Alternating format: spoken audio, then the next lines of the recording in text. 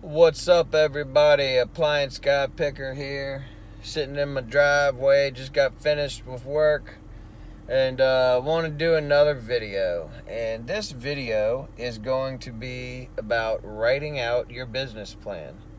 Really, writing out your business plan. Take some notes right now. Get your notebook out and write what to say. Take some notes.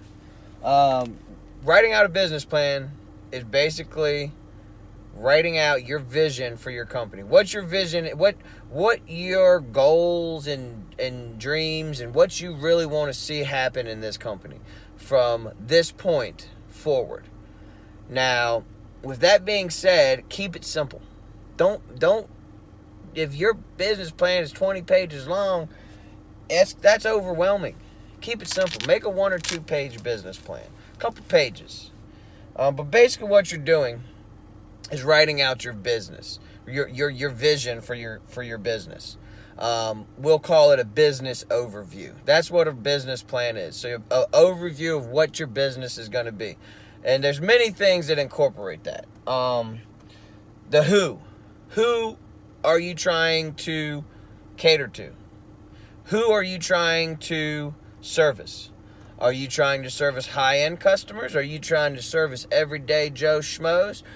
Maybe you're trying to do something else. Maybe you're trying to get into the commercial appliance repair, fixing, big ovens and things in restaurants and laundromats or whatever. Whatever your who is, you need to know who that is. Your what. What are you planning on doing? Appliance repair has many different things. There's guys out there that just work on refrigerators. My personal opinion is you should be a full-line technician.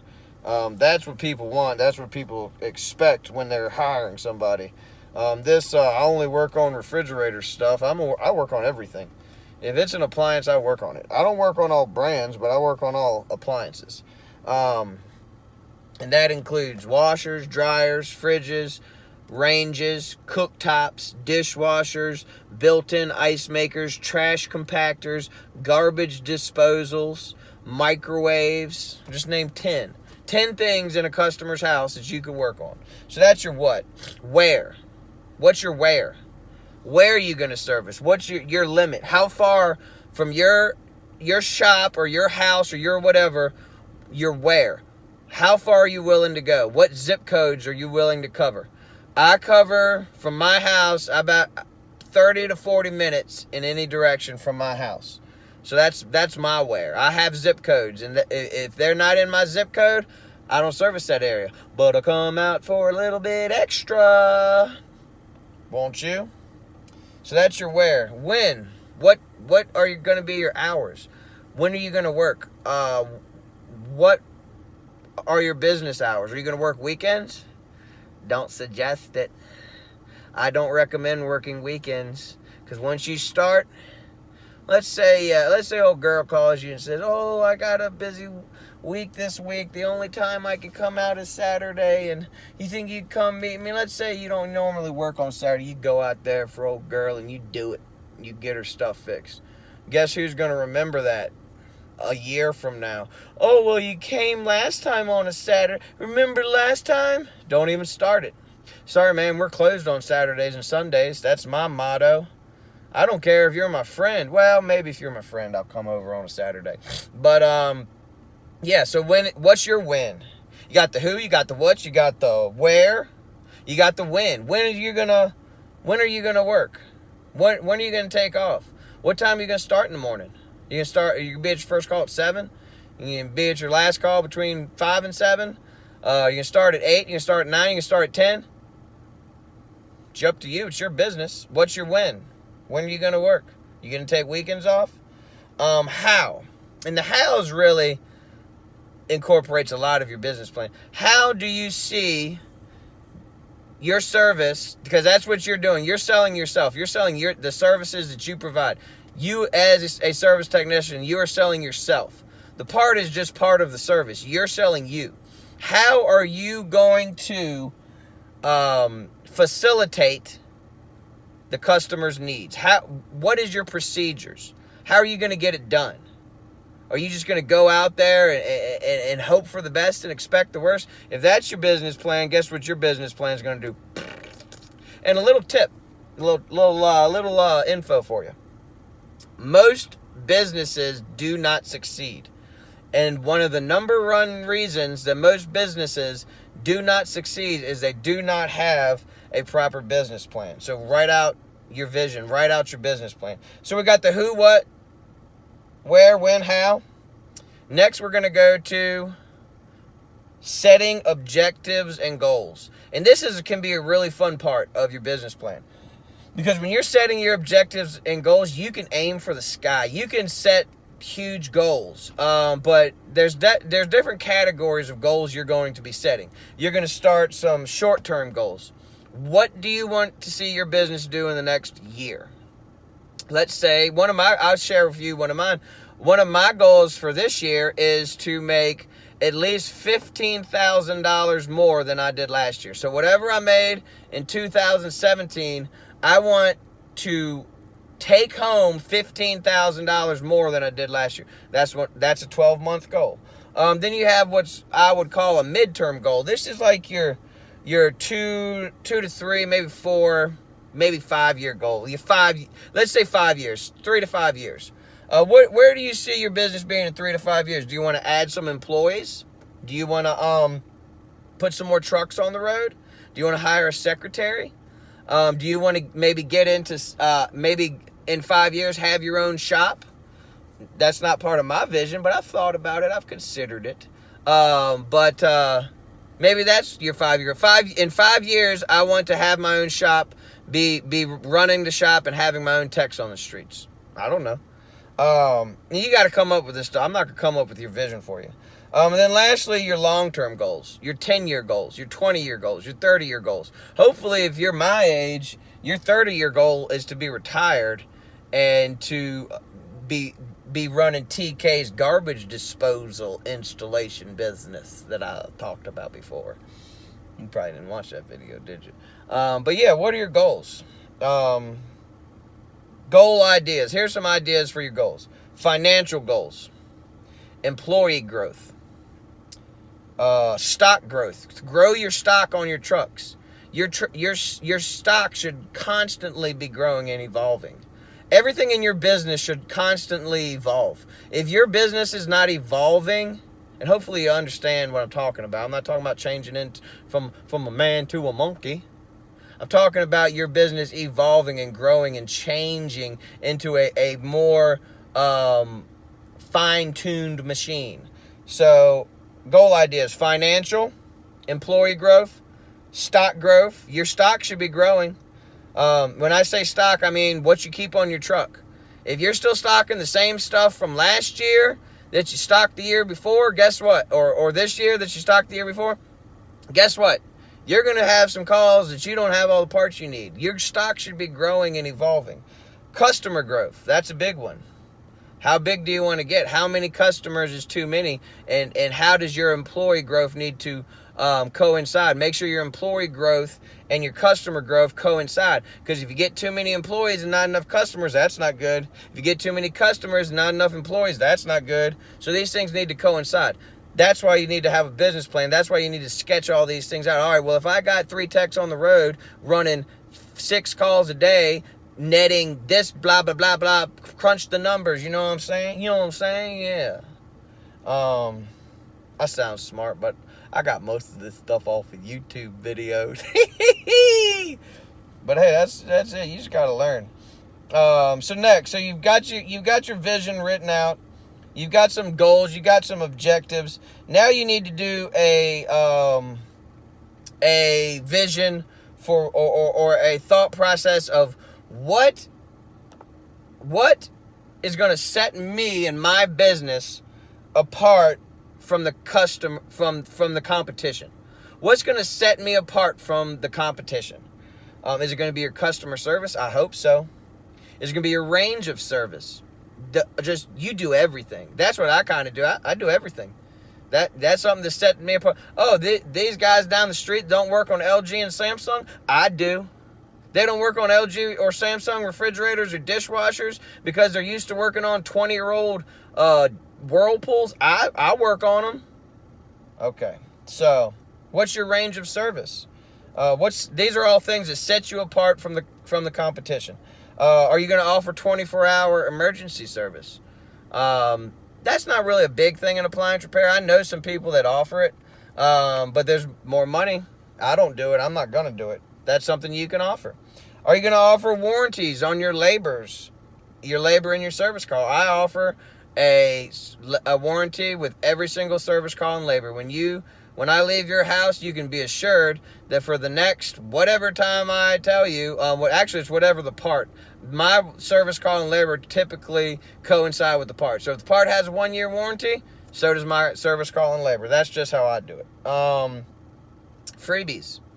You can set yourself apart. Say when the customer calls and they're asking, well, how much is blah, blah, blah, blah, blah. Yes, ma'am. Well, our service call is $65, and that includes diagnostics. And while we're in your house, we will also check your condenser coil on your refrigerator. We'll check your dryer vent to make sure that we'll do an overview of the other appliances in the house and make any suggestions. And that's all free of charge. And that can lead to more sales, too. You go over there, and they don't have surge protectors on their computer-controlled electronic or appliances. Sell them some surge protectors. Oh, well, man, we noticed that you don't have any stainless steel water lines on your washer machine or your refrigerator line. Do you know that your home or your homeowner's insurance won't cover flooding if that bursts? You have to have a stainless steel line, man. It's just a little something extra. Part of your business plan, part of the goal. Maintenance packages. I've heard of some guys doing maintenance packages. Basically like they're trying to be the home warranty company for like a local small business warranty thing. I don't know about that. It sounds like it could be okay, but it sounds like it could get complicated. But you could offer warranty packages. Hey, for yada yada yada amount of money, I'll cover your whatever and do a 1-year maintenance and check your appliances or whatever. What am I doing with my hand here? I don't even know what I'm doing. Whooshy, whooshy, whooshy. It's slap time. All right. Maintenance packages. Couple other things that should set you apart is your professionalism. This is something that you need to take seriously. Are we still recording? Something popped up. This is something you need to take seriously. Professionalism. I act crazy and stupid on these videos, and I look whatever. But I got my Appliance Guy collared shirt. I got my little pen and my little stylus here for writing on my tablet. I got my shirt tucked in. I always either wear booties or take my shoes off. I'm looking professional with my tablet. I got my little carrying case with my tablet and my tools, my go-tos, as I call them, my go-tools. But yeah, look professional. Don't go in there with a t-shirt on and dirty jeans and smelling like stanky. Go in there smelling good. Go in there fresh and so clean. Yeah, professionalism, cleanliness, courteousness. That's your customer service is what should set you apart. But all those other things, your customer service is what's going to set you apart once you've booked the job and you're there. And it also plays into, how you receive your calls, how you talk on the phone and all that stuff. But you don't need to write all that stuff out. That's just some stuff to think about. Next one. Know your enemy. Art of war. Hiya! You got to know your enemy. Who's out there? And what are they doing? Who's your competition? Now, fortunately for me, I'm friends with a lot of the guys that do what I do in my area, so I know a lot about them. I know their business structures. Then I know about a lot of the guys that I associate with and are in my network and my circle are the professionals. There's other professionals in the area that I'm learning as I go and meeting. But know your enemy. Know who the jacklegs are. Know what services other people's are offering. Know who's who in the appliance business in your area. Know their prices. You want to know how to know their prices? Call them. Call their office and say, hey, how much is your service call? They don't know who you are. Call them up. Ask them questions. Oh, well, that's interesting. See what information they'll give you over the phone. Say, hey, well, how much would you... I think my dryer's heating element is out. How much would you charge? Get some information. Do you guys do dryer vent cleaning? Get some information. How much they charge. What they do and don't service. What brands they service. What brands they don't service.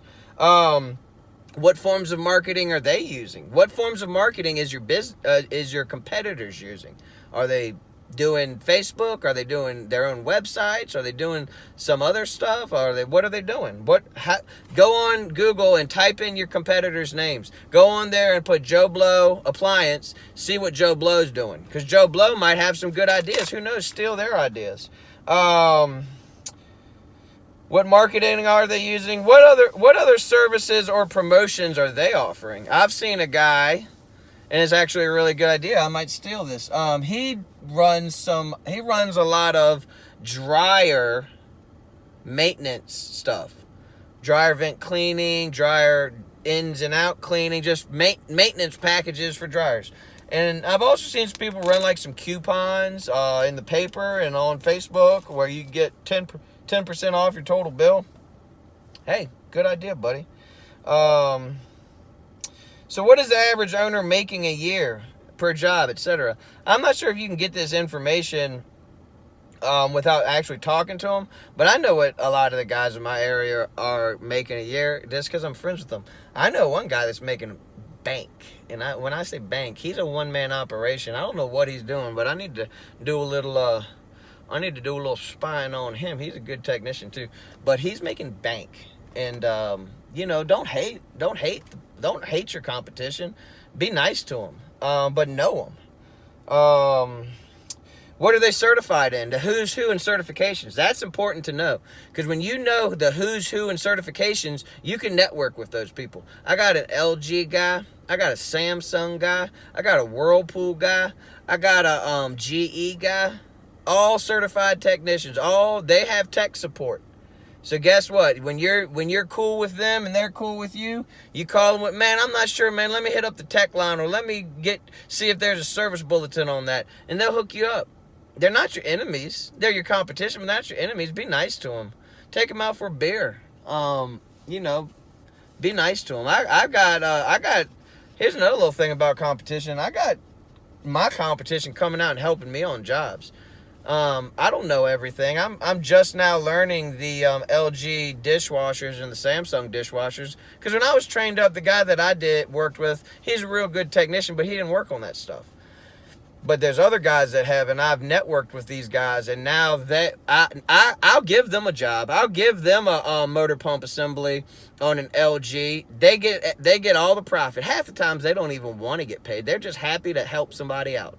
But I'll give them that job. I'll give them that LG motor pump assembly to come out and show me the ropes and how it does. Sure, I can watch a YouTube video, but it's nice to have that support. And they know exactly what the factory has said on each repair, service bulletins, all that. So know as far as knowing your enemy, know the who's certified in what. Know what your competitors are doing that works and doesn't work.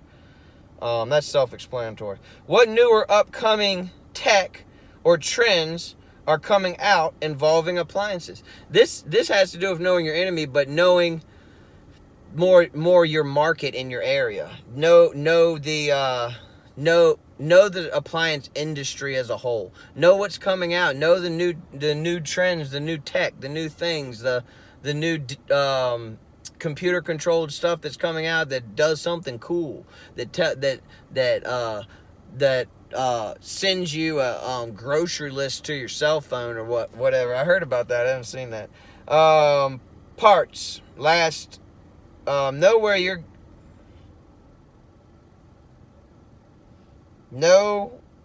your parts industry. Know where you can get your best prices at. I was zoned out there for a second. But know where your competitors are getting their parts from. I know a guy, he's pretty much dropped all the local supply houses, and he's ordering all his stuff online now. And apparently he's saving a bunch of money. So guess who's dabbling in that a little bit? TK. I am. So yeah, know your parts. All right, we're going to switch up. Next, customer profile. So you already know your competition. So let's backtrack. You wrote your vision. You set some goals, short term, mid-term, long term. So you wrote your vision, set your goals. You wrote out what is going to set you apart from the competition. Then you don't have to write out everything about the competition, but just put jot some ideas down about your competition, what you learned about them, what you know about them, what you'd like to know about them. And then next, know your customer. And we'll call this one your customer profile. And this is your ideal customer. Think in your head, envision in your head the ideal customer. What does he, she, it look like? What financial, hold on, what's the word I'm looking for? Financial realm would they be in? Are you looking for high-end people? I'm more of the middle class guy. I like the middle class, but I'm thinking about going high-end. The only thing I've learned about high-end people, and this is something to consider, is a lot of high-end people are jerks. Like, you get those snooty freaking, oh, I live in this neighborhood, and I'm this, that, and the other. Yeah, whatever, lady. And I say that, but I treat everybody like love them. So, so you got to think about that. But who's your ideal customer? I don't base it off of what TK says. This is stuff for you to think about in your head and say, all right, well, who's the ideal customer for me? And what is that customer, now that you've envisioned that customer, what is that customer going to look for in a technician?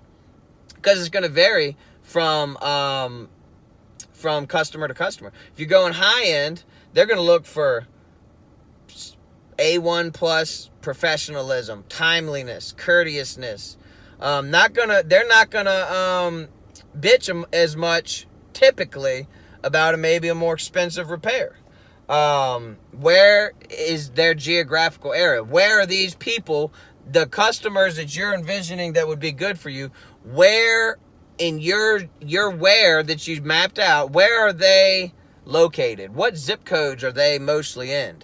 Your lower income neighborhoods, if you're focusing on higher income, don't focus your market towards lower income areas. But that's part of knowing the customer.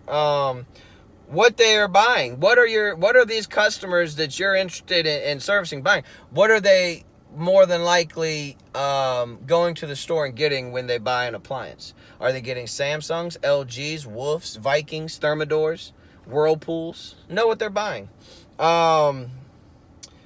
Put yourself, here's one for you. And some of this, like I said, you don't have to write down. You just got to envision it in your head. Put yourself in the customer's shoes and ask yourself, what would they want? What would this customer that you've envisioned, what would they want? A couple of examples: customer service, customer relations, appearance, punctuality, cleanliness, knowledge, preparedness, pricing. What kind of pricing? And then now that you've seen these things of what your customer wants, you need to, what you would envision your customer wanting, implement those things into your business plan. Implement those things into the way you do business. All right, this one's pretty quick and dry, and I can only speak for my area, but know the demand for your service. Where I live, there's a bunch of appliance repair technicians, but there's very few little ones. There's very few good ones. And I know about 5 or 6 guys in my area that I would let into my house to work on something, if God forbid I couldn't fix it. But know the demand for service in your area. You need to know before you even start this business, is there a market for what you're trying to do? That's business 101. You got to know if there's a market in your area. If you live in a tiny little town and you don't live near a big city and you're not near anything and there's already 20 appliance guys in your area, maybe that's not the best idea. But maybe you live in a tiny little town And there's lots of other tiny little towns around you, and you can focus on one of those areas and just drive a little further. So know your area, know what's going on. Let's see. Next, set marketing goals. Marketing in the service field is a bit different because you're not really selling a product. You are selling your service to the customer. So in a typical business plan, your marketing is going to be a little different because you're selling a product. You're thinking of how to market your product. In the service industry is what we're in. You're not selling a product. You are marketing your service. You're marketing your business. So that means everything from your logos to your business cards to the way your trucks look to everything. Things to consider. And I've said this several times. Emphasize customer service. That's the best marketing you can do. You know what the best marketing is? Word of mouth. There's nothing. Man has not created anything better technologically, than word of mouth advertising. I swear by it. What? Boop, boop, boop, boop. Remember, you are the product. You are the product. Have guidelines and protocol for your business. For you, guidelines and protocol for you and your employees. What is acceptable, what is not acceptable. The way things should be, and these things should be written out separately. They don't necessarily have to be in your business plan, but your order of operations, the way you do things, your standard business practice, those things need to be written out. God forbid you get a big business going and you want someone to help you take over something. How are they going to know what to do if you haven't written out their standard procedures? SOP, standard operating procedures. Have guidelines and protocol for you and your future employees. What will you charge and how? Your prices. What are you going to charge? You need to write that down from the beginning. Write it down. What are you going to charge? How much? Are you going to accept credit cards? Are you going to accept checks? Are you going to accept cash? Cash only? How's your business going to be set up? Something to think about. Ways to promote your business. That's part of marketing. This is all under marketing goals. Ways to promote your business. How do you plan on having a commercial one day? Maybe radio, maybe TV, maybe Facebook thing, whatever. And then lastly, when it comes to marketing, typically on a business plan, it would be product development. Product development for us in the service industry is furthering your education. The further you educate yourself in this business, the better your product becomes because you are the product. So your product development is you furthering and constantly learning and constantly immersing yourself in this business. All right, so now that you've got marketing goals, you've set marketing goals, what you want to do as far as marketing, getting your name out there, emphasizing customer service through marketing. Next, you're going to have a marketing strategy. Start with knowing how much you need to make, because you need to figure out what your goals are for your financial goals, and base your marketing around that, because you don't want to dump a bunch of money into marketing first off the bat. As far as I'm concerned, I didn't dump hardly any money into marketing, and I still haven't. I bought business cards, buy those all the time. I get the magnets. I get these magnets. I buy about 6 of these boxes at a time from Vistaprint. And they ain't nothing pretty. Here, you want to give me a call? There's my phone number. Holla at your boy. But I get these magnets from Vistaprint. I order a huge box of them. It's like $100. Not this box. It isn't $100. It's like 8 of these for $100. Nice quality magnets. So that's part. Marketing strategy. So know how much you need to make. How many calls per day, week, etc. to make those goals. What forms of advertising target your market? TV, radio, internet, etc. What are the costs of each marketing tool and which are most effective? You don't want to be dumping a bunch of money into marketing that you don't need to be dumping. And we'll talk more about that. What forms of free marketing can you use? Facebook, Craigslist, things like that. Other free pages that you can advertise stuff on. Then next, and this is the big one. This is where most people fail. Call Nike and just do it. Isn't that their slogan? Just do it. But yeah, the last step of the business plan is just do it. And I'm wrapping this thing up, but now that you have an idea of how to write out your business plan, and go on YouTube and watch a bunch of videos on business plans. I'm nobody special. I'm just trying to help you out if you want to hear my 2 cents about it. But couple closing remarks. Your business plan should evolve. Everything about your business should be evolving as you go. Everything about your business, if you look back at your business 10 years from now and it's exactly the way as you started, and you're making the exact same amount of money a year and you're doing exactly the same thing, in my personal opinion, that's not a successful business. I mean, I want my business to grow and flourish. Revise your business plan. As it's evolving, it should be a physical document. This should be typed out on a sheet of paper. I'm not saying just plan everything in your head. I'm talking about typing things out on a computer with the printer and everything. And revise it quarterly, yearly, whatever you want to do. Have your business plan somewhere where it can be seen. Have it somewhere in your office or in your area or in your shop or whatever, where it can actually be picked up and seen. And don't be afraid to share it with other people. And that's the next one. Share it with people.